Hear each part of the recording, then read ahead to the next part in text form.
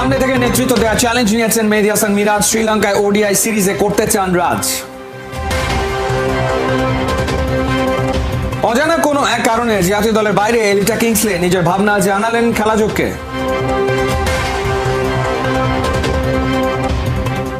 ঘরোয়া ফুটবল নিয়ে বাফুফের পরিকল্পনা, আগামী মৌসুমে সব টুর্নামেন্টই মাঠে ফেরাবেন কর্তারা।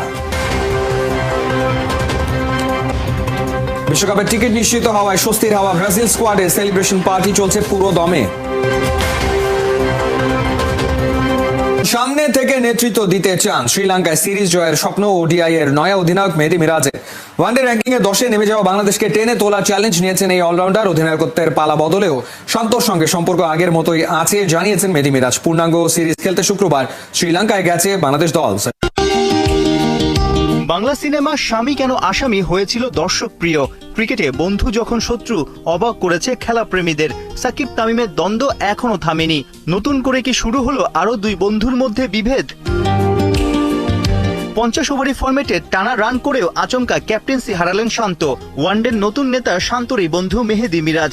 অধিনায়কত্বের পালা বদলে কি সম্পর্কেও ফাটল ধরবে? ড্রেসিং রুমের পরিবেশ ঠিক রাখার বড় চ্যালেঞ্জে এই অলরাউন্ডার। শান্তর সাথে কথা হয়েছে। একটা জিনিস দেখেন, শান্ত আর আমি তো ছোটবেলা থেকে একসাথেই ক্রিকেট খেলেছি, আন্ডার 15 থেকে আমরা একসাথে আছি।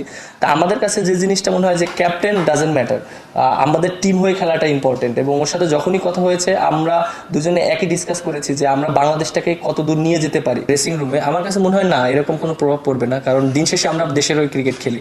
এবং হয়তো মনে করেন যে শান্ত আর আমার ভিতরে এই জিনিসগুলো কখনই কাজ করবে না। ও যখন ক্যাপ্টেন্সি করেছে আমি ওকে অনেক হেল্প করেছি এবং আশা করি যে ও আমাকে অনেক হেল্প করবে, এবং ওর সাথে আমার এই কথাই হয়েছে। বয়স ভিত্তিকে টানা ক্যাপ্টেন্সি করেছেন, বেশ কবার ডিপিএল আর বিপিএলও নেতৃত্ব দিয়ে প্রশংসা কুড়িয়েছেন। শান্তর ইনজুরিতে গেল বছর 4 ওডিআইতে দল চালিয়ে জয়ের দেখা পাননি একবারও। সেই মেহেদী মিরাজের উপরেই চলতি বছরে ভরসা রেখেছে বিসিবি। ব্যাটে বলে জ্বলে ওঠার পাশাপাশি কি নিজেকে 3 ডাইমেনশন ক্রিকেটারের রূপ দিতে পারবেন? ক্যাপ্টেন একটা দায়িত্ব পালন করে, দিন শেষে তা পারফর্ম করাটা খুব ইম্পর্টেন্ট এবং টিম রেজাল্ট করানোটা। আমি যতই ভালো পারফর্ম করি, আমি যদি দিন শেষে বাংলাদেশ টিমটাকে রেজাল্ট না করাতে পারি তাহলে কিন্তু দিন শেষে কোনো রেজাল্টই আসবে না। সো আমরা কিন্তু সবাই কিন্তু রেজাল্টটাকে প্রায়োরিটি দিই। সো দিন শেষে আমার কাছে মনে হয় যে রেজাল্টটা খুব ইম্পর্টেন্ট, এবং আর আমরা যারা একসাথে খেলছি অনেক দিন ধরে, সবাই একসাথে খেলাটা খুব ইম্পর্টেন্ট, এবং আমরা বাংলাদেশটাকে একটা জায়গায় দাঁড় করাতে চাই। 2016-তে টেস্ট অভিষেক, পরের বছর থেকেই খেলছেন সাদা বলের ক্রিকেট। টাইগার ক্রিকেটের পঞ্চপাণ্ডব, সবার নেতৃত্ব দেওয়ার কৌশল কাছ থেকে দেখেছেন, শিখেছেন। সেই তরুণ মিরাজ এখন পরিণত ওয়ানডে র্যাঙ্কিংয়ে 10-এ নামা বাংলাদেশকে টেনে তোলার মিশনে। তারা যেভাবে ডিসিশন নিত, স্ট্রংলি ডিসিশন নিত, সেই জিনিসগুলো ফলো করেছে যে কিভাবে নিত। অনেক সময় টাফ সিচুয়েশনে স্ট্রংলি ডিসিশন নিতে হয় নিজের। সো এই ডিসিশনগুলো খুবই ইম্পর্টেন্ট। অনেক সময় পরে আসবে আপনার, অনেক সময় পরে আসবে না।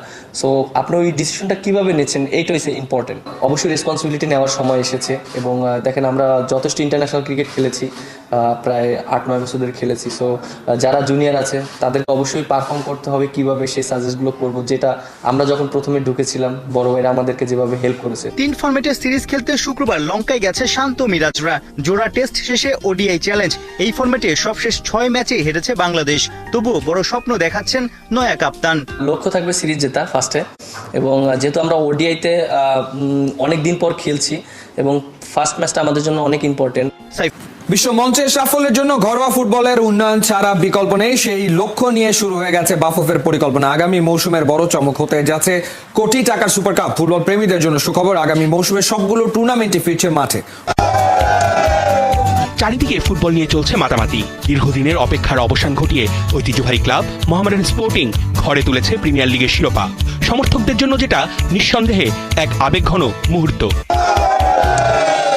অন্যদিকে 2টা ট্রফি জিতে মৌসুমটা শেষ করেছে গেল 5 আসরের চ্যাম্পিয়ন বসুন্ধরা কিংস। নানা প্রতিবন্ধকতাকে পাশ কাটিয়ে কোনো রকমের দল গড়ে 2 থেকে লিগ শেষ করেছে আবাহনী। বিশ্বমঞ্চে সাফল্যের জন্য ঘরোয়া ফুটবলের উন্নয়ন ছাড়া বিকল্প নেই। সমর্থকদের প্রত্যাশা পূরণে প্রতিটি মৌসুমই হওয়া চাই আরও পরিণত। চলতি মৌসুমে চ্যালেঞ্জ কাপ, প্রিমিয়ার লিগ ও ফেডারেশন কাপ মাঠে গড়ালেও পট পরিবর্তন ও দেশের সামগ্রিক প্রেক্ষাপটের কারণে আয়োজন করা সম্ভব হয়নি স্বাধীনতা কাপ ও সুপার কাপে। তবে ফুটবল প্রেমীদের জন্য সুখবর, আগামী মৌসুমে সবগুলো টুর্নামেন্টই ফিরছে মাঠে। যেহেতু সিজনটা সংক্ষিপ্ত হয়ে গিয়েছিল, আমাদেরকে 2টো টুর্নামেন্ট বাদ দিতে হয়েছে, সেটা হচ্ছে সুপার কাপ এবং স্বাধীনতা কাপ। তো আমাদের পরিকল্পনা আগামী সিজনের জন্য আমরা ইতিমধ্যে একটা পরিকল্পনা দান করিয়েছি, তাতে আমরা স্বাধীনতা কাপ এবং সুপার কাপ পুনঃ অন্তর্ভুক্ত করেছি। আমরা আশাবাদী যে এবারকার যেটা কামিং মৌসুম আছে সেই মৌসুমে আমরা এই 5টি টুর্নামেন্ট করতে পারবো।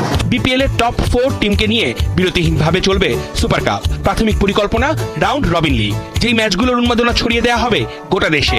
পাকিস্তানের 3 সিনিয়র ক্রিকেটার বাবর আজম, মোহাম্মদ রিজওয়ান আর শাহিন শাহ আফ্রিদির টি-20 ক্যারিয়ার শেষ, এমনটাই আভাস পাওয়া যাচ্ছে দেশটির ক্রিকেট বোর্ড আর তাদের সিলেকশন প্যানেল থেকে। আর এই তথ্য সত্য হলে বলতেই হবে বড় কোনো বাক বদল হতে চলেছে পাকিস্তানের ক্রিকেটে। সামনে টি-20 ভরা মৌসুম, একের পর এক সিরিজ খেলবে পাকিস্তান। এই যখন অবস্থা, তখন পিসিবির নির্বাচকরা মিলে ওদের 3 সিনিয়র ক্রিকেটার শাহিন আফ্রিদি, বাবর আজম আর মোহাম্মদ রিজওয়ানকে ডেকে পাঠালো। বলল 20 ওভারের ফরম্যাট নিয়ে তোমাদের আর ভাবতে হবে না, আপাতত আইসিসি টেস্ট চ্যাম্পিয়নশিপ আর ওয়ানডে নিয়ে ব্যস্ত থাকলেই চলবে। কলটা ছিল মূলত সিলেকশন প্যানেলের, যেখানে আছেন আলিমদার, আকিব জাভেদ, আজহার আলী আর আসাদ শফিক। ওদের সাথে সাই দিয়েছেন হেড কোচ মাইক হেজনও। তাই বোঝা যাচ্ছে বাংলাদেশ আর ওয়েস্ট ইন্ডিজ সফরের জন্য কদিন পরেই যে দল ঘোষণা হতে যাচ্ছে সেখানে এই 3 ক্রিকেটার থাকছেন না। পিসিবির এক ঘনিষ্ঠ সূত্র এনডিটিভিকে জানিয়েছে, কেবল এই 2 সিরিজ নয়, সিদ্ধান্তটা দীর্ঘমেয়াদী। যদি আগামীতে খুব দরকার পড়ে তাহলেই কেবল বোর্ড বাবর, রিজওয়ান, শাহিনের কাছে ফিরবে। এমন পরিস্থিতির তৈরি না হলে আর কখনোই নয়। এর আগে 2 সিরিজে নিউজিল্যান্ড ও বাংলাদেশের বিপক্ষে 3 সিনিয়রের সবাইকে ড্রপ করা হয়েছে। আর সাবেক অধিনায়ক বাবরকে তো তারও আগে অস্ট্রেলিয়া, জিম্বাবুয়ে আর সাউথ আফ্রিকার বিপক্ষেও টি-20 সিরিজের দলে রাখা হয়নি। অথচ এই জুলাই আগস্টেই বাংলাদেশ আর ওয়েস্ট ইন্ডিজ সফর করবে পাকিস্তান। জুলাইয়ের শেষ সপ্তাহে ক্যারিবিয়ানদের বিপক্ষে 3টা করে ওয়ানডে আর টি-20 খেলবে তারা। এরপরেই বাংলাদেশের বিপক্ষে 3 ম্যাচের টি-20 সিরিজ, যেটা হয়ে যেতে পারে 5টাও। এরপরের মিশন আফগানিস্তানের বিপক্ষে হোম সিরিজ।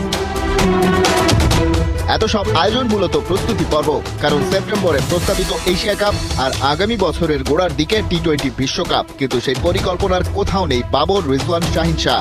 একটা দুটো নয়, গুনে গুনে 19টা 6। মেজর লিগ ক্রিকেটে ওয়াশিংটনের বিপক্ষে এমনই পাগলাটে ব্যাটিং করেছেন কিউই ব্যাটার ফিন অ্যালেন। ভেঙেছেন ক্রিস গেইলের দখলে থাকা টি-20তে এক ইনিংসে 18 ছক্কা মারার রেকর্ড। একই সাথে বনে গেছেন টি-20তে সবচেয়ে দ্রুততম 150 রান করা ব্যাটার। বিস্তারিত থাকছে। 9 নম্বর ওভারে বল করতে এলেন Aussie medium pacer Mitchell Owen. ক্রিজে ব্যাট করছেন তখন স্যান ফ্রান্সিসকো দলের কিউই ব্যাটার ফিন অ্যালেন। প্রথম বলে কোনো রান না তুললেও ওভারের 2 নম্বর বলে মিড উইকেটের উপর দিয়ে মারলেন বিশাল এক ছক্কা। মিচেলের পরের 2 বলের পরিণতি হলো একই। অ্যালেনের ব্যাটের ছোঁয়ায় বল উড়ে গিয়ে পড়ল বাউন্ডারি লাইনের বাইরে। মেজর লিগ ক্রিকেটে ওয়াশিংটন ফ্রিডমের বিপক্ষে এই একটা ওভারই যেন ফিন অ্যালেনের পুরো ইনিংস জুড়ে চালানো ব্যাটিং তাণ্ডবের হাইলাইট হয়ে রইল। বলকে সীমানা ছাড়া করার রেসে এদিনে ব্যাটার ভেঙেছেন ইউনিভার্স বস ক্রিস গেলের রেকর্ড, গড়েছেন টি-20 ইতিহাসের সবচেয়ে দ্রুততম 150 রান তোলার রেকর্ড। সামনে থেকে নেতৃত্ব দেওয়ার চ্যালেঞ্জ নিয়েছেন মেহেদী হাসান মিরাজ। শ্রীলঙ্কা সিরিজে ভালো কিছু করার আশা মিরাজের।